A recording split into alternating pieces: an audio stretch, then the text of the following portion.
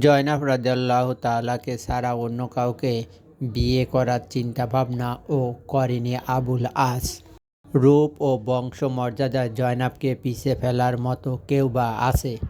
ষষ্ঠ হিজরিতে আবুল আস ব্যবসার উদ্দেশ্যে শামের দিকে রওনা হলো। সে একজন আমানতদার ব্যক্তি ছিল। কুরাইশ লোকেরা ব্যবসার উদ্দেশ্যে তার কাছে নিজেদের সম্পদ দিত।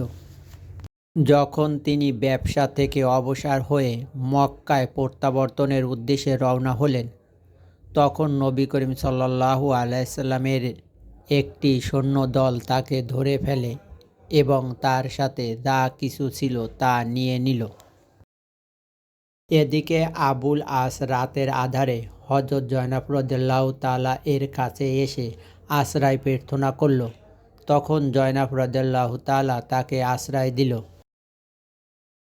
রাসূল সাল্লাল্লাহু আলাইহি সাল্লাম যখন ফজরের নামাজের উদ্দেশ্যে বের হলেন এবং লোকেদের নিয়ে নামাজ শুরু করলেন, তখন জয়নাব রাদিয়াল্লাহু তাআলা নারীদের মধ্যে উচ্চ স্বরে বললেন, হে লোক সকল, আমি আবুল আস ইবনে রবিকে আশ্রয় দিয়েছি।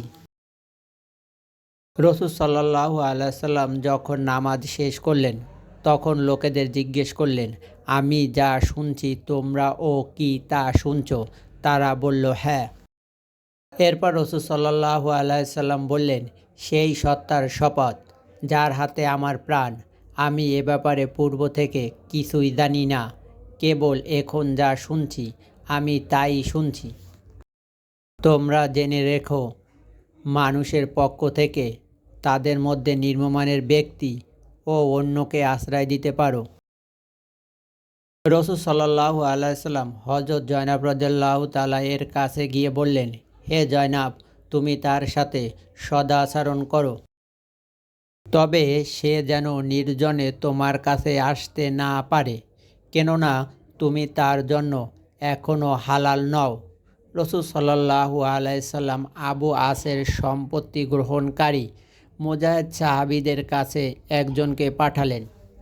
তিনি গিয়ে তাদেরকে বললেন, আমাদের এই লোক সম্পর্কে তোমরা জানো, তোমরা তার সম্পদ গ্রহণ করছো, কিন্তু তোমরা যদি ভালো মনে করো তাহলে তার মাল সম্পদ তোমরা ফিরিয়ে দাও। তোমরা যদি একান্ত ফিরিয়ে দিতে না চাও, তাহলে সেটা তো আল্লাহর পক্ষ থেকে তোমাদের জন্য প্রদত্ত বিশেষ সম্পদ, যা গ্রহণের সঠিক যোগ্য তোমরা।